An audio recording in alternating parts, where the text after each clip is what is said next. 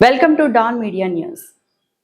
Vijayawada journalist Vardhan ఆత్మహత్య కేసు దర్యాప్తులో కొత్త కోణాలు వెలుగులోకి వస్తున్నాయనే ప్రచారం కొనసాగుతోంది.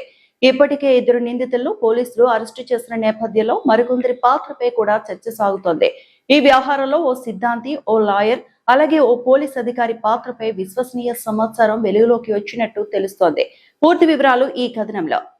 వీడియో జర్నలిస్ట్ వర్ధన్ మృతి కేసులో మరో 2 ప్రమేయం ఉన్నట్లు విశ్వసనీయ సమాచారం అందుతోంది.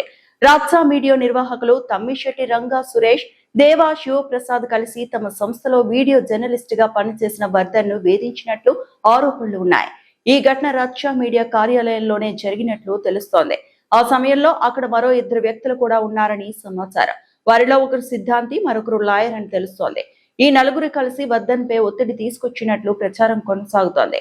అనంతరం సురేష్, శివప్రసాద్ ఒత్తిడి మేరకు ఓ పోలీస్ అధికారి వర్ధన్ ను పోలీస్ స్టేషన్ కు పిలిపించి తీవ్రంగా హెచ్చరించినట్లు విశ్వసనీయ సమాచారం అందుతోంది.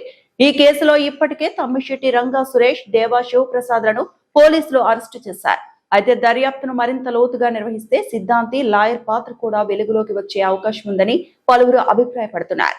మరోవైపు మృతి చెందడానికి ముందు వర్ధన్ రికార్డు చేసిన పూర్తి సెల్ఫీ వీడియోలో ఏముందనే అంశం ప్రస్తుతం చర్చనీయాంశంగా మారింది. ఆ వీడియోలోని వివరాలు దర్యాప్తులో కీలకంగా మారే అవకాశం ఉందని భావిస్తున్నారు. ఇదిలా ఉండగా ఈ వ్యవహారంలో పేరు వినిపిస్తున్న సిద్ధాంతి తనపై కేసు నమోదైందా లేదా అనే విషయంపై ఆరా తీస్తున్నట్లు సమాచారం.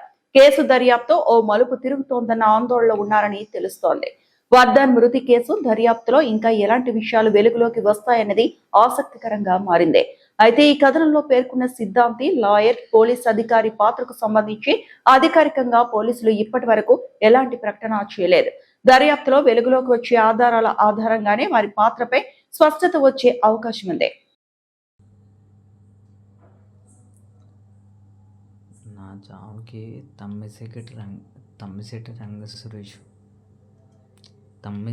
రంగ సురేష్ అతనే కారణం.